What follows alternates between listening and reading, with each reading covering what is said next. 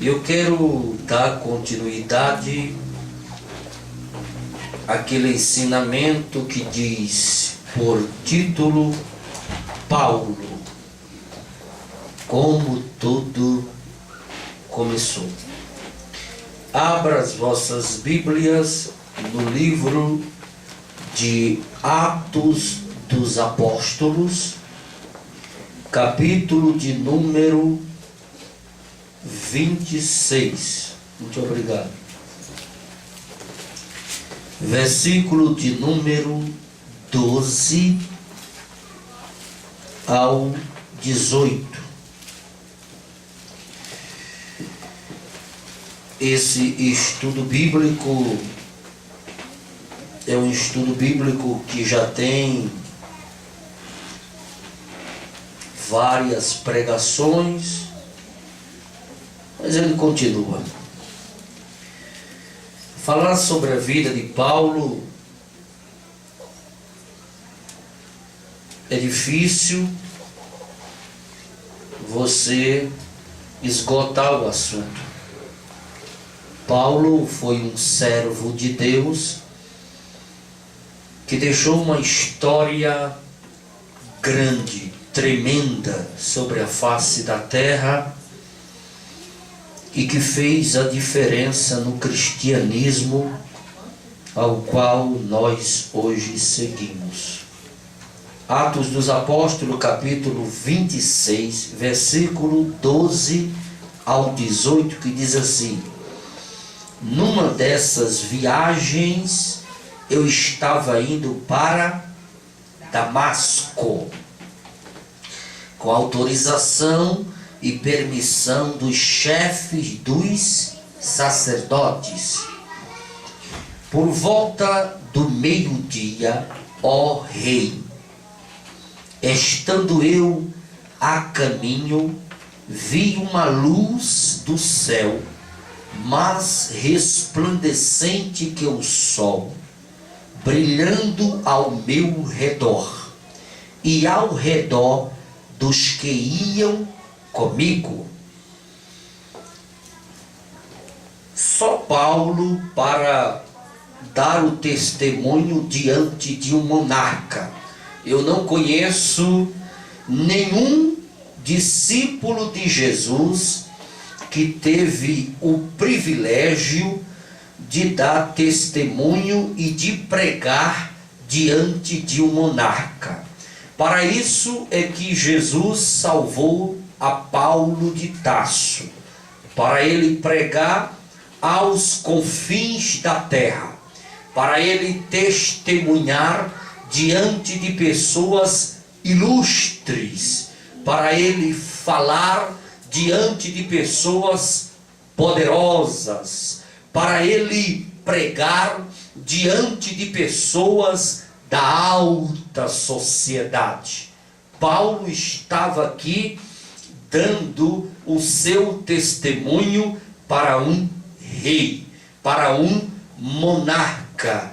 Se lendo a Bíblia você encontra João Batista pregando para reis, você encontra outros pregadores, profetas da Bíblia falando para reis. Mas o apóstolo Paulo, ele foi escolhido a dedo pelo próprio Deus para evangelizar as celebridades.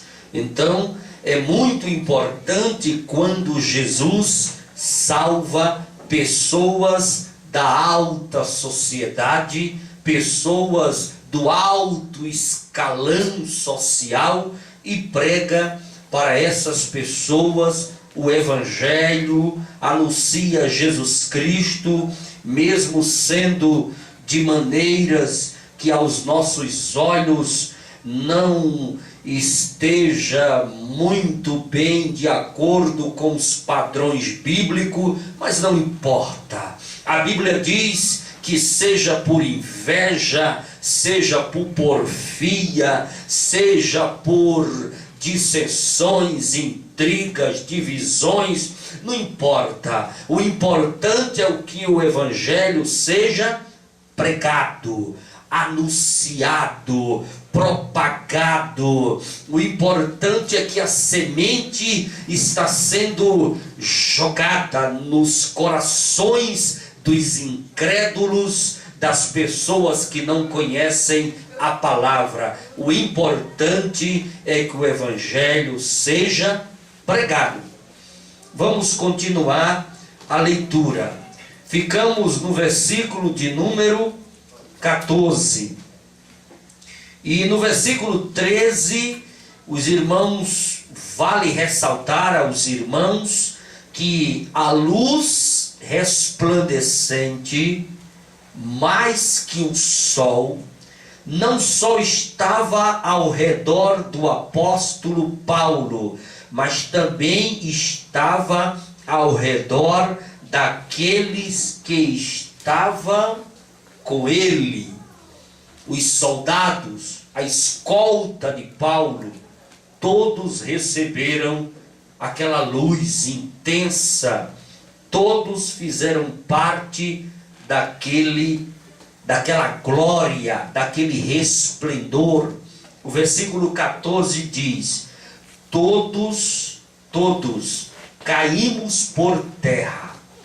Muitas pessoas pregam que só Paulo caiu por terra. Paulo está contando aqui que todos caíram por terra. Todos. Paulo estava juntamente com uma equipe de soldados, a sua guarda, a sua escolta, e todos caíram por terra. Então ouvi uma voz que me dizia em aramaico: Saulo, Saulo, por que você está me perseguindo? Resistir ao aguilhão só lhe trará dor. Veja que a voz estava falando em aramaico. Os irmãos precisam saber que o idioma que Jesus falava nos seus dias era aramaico.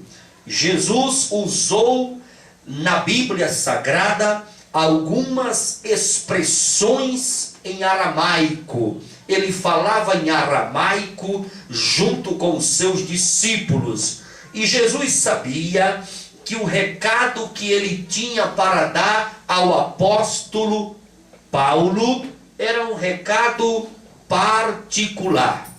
Certamente os soldados que estavam trabalhando a serviço do apóstolo Paulo eram soldados romanos que deviam conhecer o latim, devia conhecer o grego. E Jesus, ele optou para não falar em latim, não falar em grego, ele não falou em hebraico, ele falou em aramaico. Ele sabia que Saulo era poliglota, conhecia vários idiomas. Jesus, quando quer e deseja dar um recado em particular, ele usa uma linguagem que você entenda, que você compreenda, para que os outros não fiquem sabendo o que ele está querendo falar contigo em segredo. Jesus, às vezes, tem segredo com alguém. E o segredo que Jesus tem com você, que Jesus tem comigo e que Jesus tem com a sua igreja, muitas vezes Jesus não deseja que isso vá a público, para que não venha surgir as astutas ciladas do inimigo para atrapalhar, para prejudicar. Então deixa em segredo, não conta nada para ninguém, fica em segredo, que o milagre na hora certa vai acontecer. Amém, Jesus. Saulo resistia ao aguilhão, só lhe trará dor. Tem tanto crente resistindo a esse aguilhão, Tem tanto crente resistindo ao chamado da obra. Tem tanto crente dizendo: eu não faço porque eu acho que deve ser assim, eu acho que deve ser assado. Olha, não importa como você acha, o importante é que você precisa fazer a obra. Você precisa fazer a obra. A sua axiologia, a sua maneira de pensar não vai mudar o sistema. Não vai mudar. O sistema começou desde 1910, lá em Belém do Pará. Começou e não adianta você bater de frente, não adianta você nadar contra a velocidade da praia, contra as ondas. Não adianta, você vai morrer na praia do mesmo jeito. Então, entenda que você precisa fazer a obra. Não importa como é o sistema, não importa como as coisas estão andando, isso não importa, porque tem muitas coisas que são de homens. Os homens criaram, os homens inventaram. Faça a obra de Deus como ela deve ser feita. Isso é o que é importante. Tem tanta gente resistindo, tem tanta gente dizendo: não, eu não faço, eu não concordo, eu não aceito, eu engulo isso daqui, eu não me conformo com isso daqui. Isso só vai lhe trazer dor. Isso só vai lhe trazer dor. Irmãos, nós devemos andar no Espírito. Ande no Espírito. Olha, tem coisa que eu fico às vezes rindo de mim mesmo. Porque quando eu comecei a pastorear igreja, cuidar de ovelha, eu tinha muita resistência nas coisas. E eu comecei a aprender ao longo dos anos que Jesus, ele gosta muito de fazer a gente comer no prato que a gente cospe. Então, quanto mais você diz: isso aqui eu não faço, isso aqui eu não concordo, isso aqui eu não aceito, isso aqui vai ser do meu jeito, da minha maneira. Quando é de noite que você vem para a igreja, Jesus olha para você e fala: lembra daquilo tudo que você falou durante o dia? Eu lembro, Senhor. Pois é, hoje à noite você vai fazer tudo o contrário daquilo que você disse que não faz. Então você vai comer no prato que você está cuspindo. Tá? Para você aprender que quem manda na obra sou eu, que a sua palavra não vale de nada, quem dirige a obra sou eu sou quem digo como ela deve fazer, como ela deve ser feita, quem está no controle da igreja sou eu sou quem dirijo a igreja, eu comprei a igreja, eu morri pela igreja, eu sofri pela igreja, a igreja é minha, ela não é tua, você não manda nela, você é apenas um canal, um representante. Então é do jeito que eu quero, é do jeito que eu falo, é do jeito que eu desejo. Então faça. Então não adianta você resistir ao aguilhão, porque você só vai sentir dor.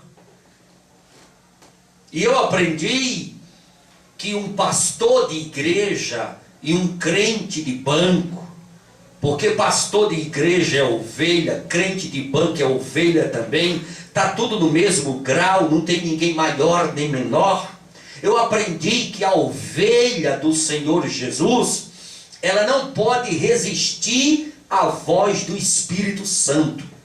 Ela não pode dizer que não faz, porque na hora que Jesus pegar, ela faz. Ela não pode dizer que não aceita, porque na hora que Jesus pega ela, ela aceita. Então pare com essa bobagem, pare com essa resistência, pare com essas coisas da vida, do seu jeito, da sua maneira, porque Jesus, Ele toca lá no profundo do seu coração, Ele quebra você no meio e você faz da maneira que Ele quer, porque quem dirige é Ele, quem orienta é Ele, quem manda na igreja é Ele, Ele é quem faz tudo e nós temos apenas que obedecer. Glória a Deus.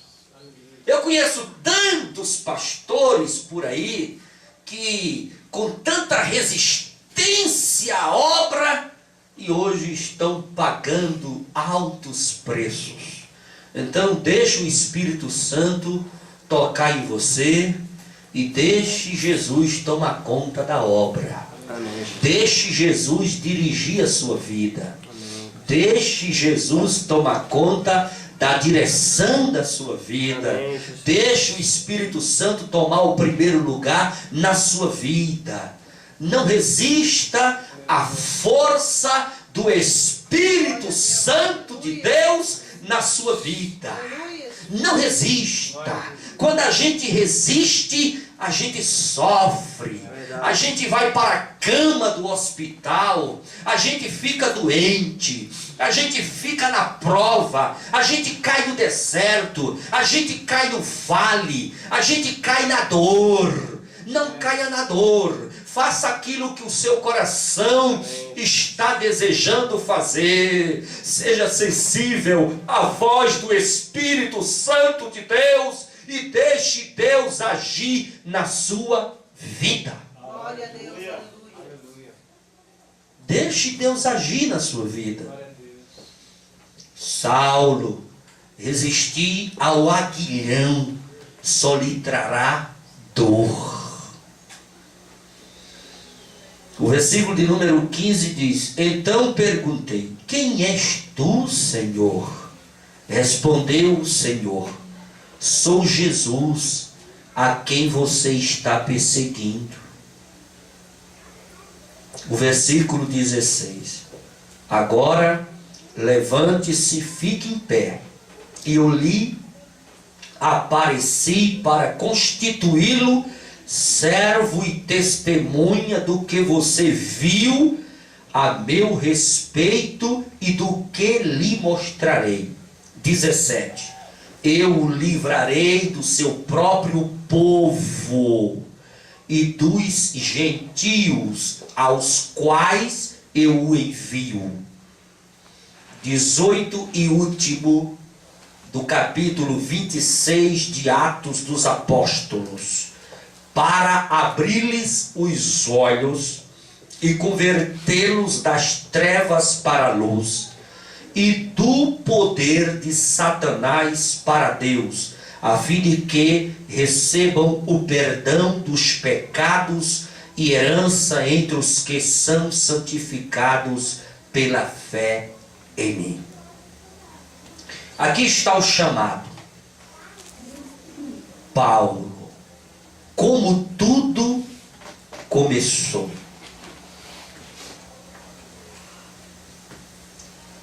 São nestas passagens bíblicas que Jesus deixa bem claro que o chamado dele foi um chamado específico aos gentios. E que o Senhor Jesus está constituindo ele para apóstolo como testemunha. E o Senhor Jesus acrescenta: não vou só te mostrar isso daqui, tenho outras coisas mais profundas e ocultas para te mostrar. Agora não resista. Não resista. Tenha sensibilidade na voz do Espírito Santo. Tenha sensibilidade. Uma coisa que prejudica muito a igreja é a resistência à voz do Espírito Santo. O Espírito Santo está falando com você aí, mandando você pegar no arado, mandando você fazer a obra, mandando você levantar do banco que arregaçar as mangas e fazer algo para Jesus, e você fala: não, eu não vou fazer. Eu vou ficar aqui no meu lugar, eu não quero me comprometer com um crente, eu não quero me comprometer com um pastor, eu não quero me comprometer com a igreja, eu não quero me comprometer com nada disso, eu quero ficar quietinho no meu lugar, eu não quero fazer nada. E depois vem as consequências. Depois vem as consequências dessa decisão que você toma diante de Deus. Tem pastor que assume uma igreja e ele fica pensando que é dono da igreja. Ele acha que ele é o maioral da igreja. Ele acha que ele é o chefe da igreja. E ele pode dar grito em ovelha, ele pode dar cajadada na cabeça da ovelha, que quem manda sou eu, aqui o grito é meu, aqui eu mando, aqui eu faço, aqui acontece. Para com isso. Quem manda na igreja é Jesus. Quem cuida das ovelhas, Jesus. Glória a Deus. Quem guarda as ovelhas, Jesus. O pastor, ele está para amar ovelhas, orientar ovelhas, arrancar a ovelha da beira do abismo, trazer a ovelha para dentro do redil, para dentro do aprisco, ver se a ovelha está doente, se ela está se alimentando, se ela está tomando água. Se tem algum parasita em cima da ovelha, o pastor vai lá e arranca, tira. Se a ovelha está com a perninha quebrada, ele coloca a ovelha no colo, enfaixa aquela perninha quebrada. O pastor está para apacentar. Ele não está para dar grito. Você dá grito quando você está pastoreando boi. Aí você dá grito. Porque boi é diferente de ovelha. Ovelha, ela não atende no grito.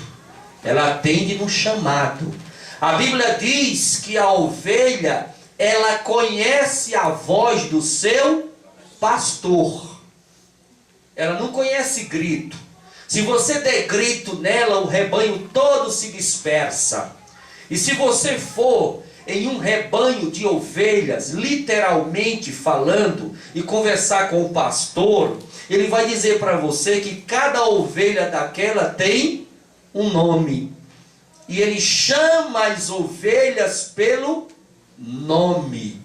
Então, quando você chama pelo nome, você está valorizando, você está dando carinho, você está dando valor, dando personalidade. Então, quem inventou esse negócio de dar grito em ovelha? Colocar coleira em ovelha. Você coloca a coleira no pescoço dela e fala: você é daqui, você tem que ficar aqui. Não é assim. A ovelha, ela fica naquele aprisco, naquele redil, por amor, pela força do amor, pela força do carinho. Coleira se coloca em cachorro, porque cachorro é bravo, cachorro se dispersa, anda muito. Tem pessoas que andam muito no meio da rua e o povo tem um ditado que diz assim: você comeu pé de cachorro, mas anda. Ovelha não. Ovelha não se coloca coleira. Então você tem que amar. Você tem que tratar com amor, com carinho. Então na igreja quem manda é Jesus. Na igreja o dono dela é Jesus. Quem é o dono das ovelhas? Jesus. Quem orienta as ovelhas, quem capacita as ovelhas é Jesus, que é o dono dela.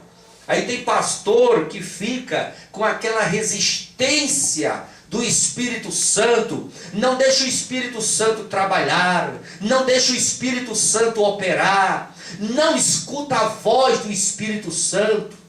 E quando surge uma transferência para ele sair daquela igreja e ir para outra, ele fala: daqui não saio, daqui ninguém me tira. Quando um pastor diz que não sai da igreja, que ninguém tira ele, que ele não vai para lugar nenhum, que a igreja é aquela mesma, ele está resistindo à voz do Espírito Santo. Por isso que Jesus disse para o apóstolo Paulo: resistir ao aguilhão só lhe trará dor. Quando Jesus toca no coração das ovelhas, eu tenho certeza que Jesus, ele tem tocado no teu coração para você fazer a obra. Eu tenho certeza. Jesus toca no coração de crente. Jesus toca no coração do crente. Não existe nenhum crente que Jesus não toque no seu coração. Só que a diferença é o seguinte: tem aquele crente que o Espírito Santo toca e ele resiste. Ele não atende à voz do Espírito. E tem aquele crente que o Espírito Santo toca no seu coração e ele faz a obra com a maior voluntariedade, com o maior carinho. Então deixe Jesus tocar no seu coração. Amém. E faça aquilo que Jesus está mandando você fazer. Amém. Não resista, porque se você resistir ao aguilhão, só lhe trará dor. Aguilhão, podemos dizer que é o chamado da obra. Quando você começa a congregar na igreja, quando você começa a fazer parte da família espiritual de uma igreja, existe tanta coisa para fazer na obra de Deus, irmãos. Existe tanto trabalho, existe tanta coisa para você arregaçar as mangas e cair de dentro e fazer. Só é você virar um voluntário da obra de Deus e dizer: eu quero trabalhar para Jesus, eu quero fazer a obra de Jesus, eu quero estar à disposição de Jesus, eu estou aqui para fazer o que o Senhor Jesus quiser que eu faça. Não fique escolhendo o serviço, não fique escolhendo algo para fazer. O crente, ele não precisa ficar escolhendo essas coisas, ele cai de dentro e o restante Jesus faz. Então não resista à voz do Espírito Santo, porque a resistência à voz do Espírito Santo só lhe trará dor. E Saulo, ele era chamado Saulo de Tarso, capital da Cilícia, no suleste da Ásia Menor, terra natal de vários filósofos famosos como Antípatre, Arquetemo e Nestor. Tarso tinha uma famosa universidade federal. Essa universidade disputava com as universidades de Atenas, na Grécia, e Alexandria, no Egito. Tarso, ou Tersos, tinha 500 mil de habitantes. Uma cidade famosa, uma cidade muito importante, de onde veio o apóstolo Paulo. E Paulo, ele ficou sofrendo de cegueira pelo resto de sua vida. Ananias orou impondo-lhe as mãos. Em Atos capítulo 6, versículo 6, os apóstolos oravam com imposição de mãos. Paulo, naquele momento, foi cheio do Espírito Santo e falou em línguas dos anjos. Existe um dom que precisamos buscar. É o dom de discernimento de espíritos. O falar em línguas existe não só no seio da igreja. Se falam outras línguas nos centros espíritas, outras organizações religiosas, alguém endemoniado fala em línguas. Só o dom de discernimento de espíritos arranca a máscara dos casos de manifestações dentro da igreja. Então, o dom de discernimento de espíritos é muito bom os irmãos buscar esse dom, ter esse dom. Porque às vezes dentro da igreja, o falar em línguas estranhas não é a língua estranha que nós entendemos pela palavra, a língua dos anjos. Em outras organizações religiosas se falam línguas estranhas. Eu já vi pessoas endemoniadas falando línguas estranhas. Em sessão espíritas o povo fala em línguas estranhas. Em outras igrejas por aí o povo também fala línguas estranhas. O discernimento de espírito, esse dom é dado gratuito pelo Espírito Santo de Deus ao crente que busca em oração e em jejum. E é muito importante ter dentro da igreja para que não haja um espírito de mistificação rodeando dentro da igreja e enganando os santos. No dia que Ananias colocou as mãos sobre o apóstolo Paulo, ele recebeu o batismo no Espírito Santo, falou em línguas estranhas e foi batizado nas águas. Ele saiu dali pronto, pregando na igreja de Damasco, visitou algumas vezes Jerusalém, depois que passou 3 anos na Arábia, depois voltou para Tarso e ali começou o seu ministério. O apóstolo Paulo tinha um problema de visão sério. Gálatas capítulo 4, versículo 15. Paulo se preocupava com os Gálatas e diz: tenho certeza que se fosse possível, vocês teriam arrancado os próprios olhos para dá-los a mim. Então Paulo tinha um problema seríssimo de visão. Em Gálatas capítulo 6, versículo 11, ele diz: vede como vos tenho escrito, usando estas tão grandes letras, e com as minhas próprias mãos escrevo de próprio punho, com grandes letras, porque sofro da vista. Nós sabemos que a invenção dos óculos, as lentes côncavas e convexas, aparece no final do século XV.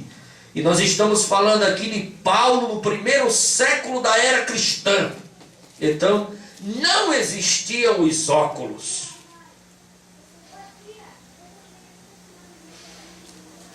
Eu acredito que a partir daquele dia que ele caiu do cavalo na entrada da cidade de Damasco, com aquele resplendor tão forte, mais que a luz do sol, a partir daquele momento ele começou a sofrer da vista. Jesus deixou algo na vida de Paulo ou de Saulo de Tarso, um sinal, uma doença em stand-by. Aqui e ali, quando ele dava as suas resistências, o Senhor Jesus tocava a tecla e acionava o botão que estava em stand-by. E ali ele começava a entender que o Senhor é maior na sua vida. A Bíblia diz que ele pediu várias vezes para ser curado. E Jesus respondeu: a minha graça te basta. O meu poder se aperfeiçoa na fraqueza. Os irmãos da igreja, ao ouvir o testemunho de Saulo, ficaram questionando. Os crentes estavam assombrados. Eles diziam: não é este que matava os irmãos em Jerusalém? Ele veio a Damasco a serviço de Roma, autorizado pelo Sinédrio para prender os crentes. Saulo era um perseguidor famoso. Saulo era exterminador de crente. Saulo era desumano e cruel. E quando ele aceitou a Jesus, se converteu e foi pregar na igreja de Damasco, os irmãos ficaram desconfiados. E fica mesmo. Imagine uma certa pessoa que é de uma facção criminosa, que já mandou muita gente para o além, perigoso, aceita Jesus. Chega numa igreja para dar um testemunho, recentemente convertido. Os irmãos ficam meio assim, desconfiados, né? E imagine Saulo, que o emprego dele, a tarefa dele, o serviço dele, era surrar, prender e matar crente. Em Gálatas, capítulo de número 1, versículo 13, diz o seguinte: eu perseguia a igreja com violência, procurando destruí-la. Eu alcancei alguns requisitos, alguns resquícios de perseguição da igreja no Nordeste do Brasil. Quando eu aceitei a Jesus, na empresa que eu fui trabalhar, a usina Central Olho d'Água, lá não se admitia crente. Se você falasse que era crente, a empresa não te contratava. E eu sofri muita resistência ali, calado. Eu comecei a trabalhar naquela empresa e eu não podia falar que era crente. Alguns irmãos se revelavam, a coisa não estava bem assim, muito aceito. Existia uma resistência tão grande no Nordeste sobre crente, que cemitério para enterrar um crente que morria, o cemitério da cidade não aceitava. Em algumas cidades por aí do Nordeste do Brasil, foi preciso ser construído um cemitério de crente, para enterrar o crente, porque no cemitério da cidade não se aceitava enterrar a crente, porque era amaldiçoado. Crente era amaldiçoado. Então, em alguns cultos ao ar livre que eu participei, o povo incrédulo, eles organizavam o xixi da noite toda, armazenava em garrafa, em outras vasilhas, e quando o povo estava no meio da rua, cultuando, pregando o evangelho, ele jogava aquele xixi em cima dos crentes. Eles gostavam muito de enterrar ovos de galinha por vários dias, e na hora que estava reunido o povo de Deus louvando, jogava em cima do povo, dos crentes. Conheci algumas cidades do interior do Nordeste, no Pernambuco, que foram toda quebrada, banco, púlpito de pessoas que vinham, aquela multidão de gente da cidade, com pau, com machado na mão, com cacetete, com enxada, entrava na igreja, acabava o culto, ficavam os crentes tudo ensanguentado, de pancadaria, e quebrava tudo dentro da igreja.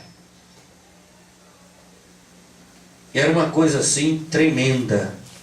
Mas a igreja, ela pode ser perseguida como for, ela continua marchando para o céu. Saulo de Tarso queria parar a marcha da igreja, queria matar crente, queria fechar as portas da igreja. A igreja foi comprada por Jesus. A igreja, ela é de Jesus. A igreja, ela foi formada pelo Senhor Jesus. Ele a comprou, ele abriu as portas dela, ele morreu por ela, ele sofreu por ela. E a coisa mais linda que existe no testemunho da conversão do apóstolo Paulo é quando ele fala: quem és, Senhor? Ele fala: eu sou Jesus, aquele que você persegue. Ele não diz assim: eu sou Jesus, você está perseguindo a minha igreja. Ele não diz isso. Você está perseguindo os crentes. Não, ele diz: eu sou Jesus e você está perseguindo a mim, porque a igreja sou eu. Eu sou a igreja, eu sou dono dela, o noivo dela. E quem persegue a igreja está perseguindo a mim. Então a igreja e Jesus é uma coisa só. Em Atos capítulo 8, versículo 3 diz: ele devastava a igreja, indo de casa em casa, arrastava homens e mulheres, colocava os crentes nas prisões. Atos 26 e 10. Coloquei muitos, ao plural, muitos crentes nas prisões, e quando eram condenados à morte, eu dava o meu voto contra eles. Eles, olha o plural. Então, não foi só o primeiro diácono da igreja, Estevão, que morreu aos pés de Saulo. Muitos crentes morreram enquanto Saulo perseguia, matava, prendia, surrava os crentes em Cristo Jesus. Depois de muitos dias dando o seu testemunho, os judeus que moravam em Damasco queriam matar a Saulo. Judeus não crentes, os judeus de outras religiões.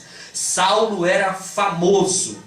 Testemunho de celebridade arrasta multidões. A igreja em Damasco estava explodindo em almas, se rendendo aos pés de Jesus, porque quem estava pregando lá era uma celebridade. Era um homem da alta sociedade, do alto escalão. Era um homem que tinha livre acesso ao Senado, ao Sinédrio. Era um homem que estava no comando do sumo sacerdote, a serviço de Roma. Um homem muito conhecido, uma celebridade. Estava dando testemunho de agora convertido em Cristo Jesus. Estava a igreja de Damasco explodindo em salvação de almas. Os cultos estavam abarrotados de multidões e multidões querendo ouvir e escutar o testemunho da celebridade Saulo de Tarso. E por causa disso, judeus, prosélitos, seguidores do farisaísmo, saduceus e outras facções religiosas que eram amigos de outrora do apóstolo Paulo, agora perseguia e queria matá-lo, porque o perseguidor passou a ser perseguido. E uma janela foi a salvação de Saulo.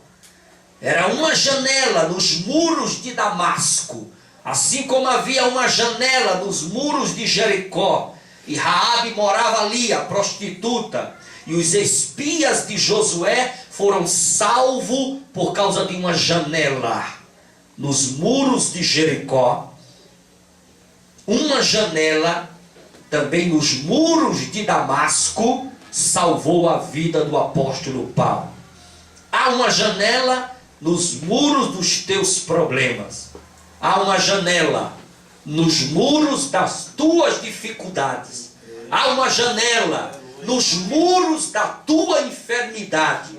Há uma janela que vai ser o escape para você passar por ela e cantar o hino da vitória. Paulo entrou dentro de um sargane, um cesto feito de cordas de vime, especial para pessoas escaparem por ele. Ele entrou dentro daquele cesto, passou pela janela e foi embora, escapando da morte dentro da cidade de Damasco, porque pregava a Cristo Jesus. Vamos ficar em pé.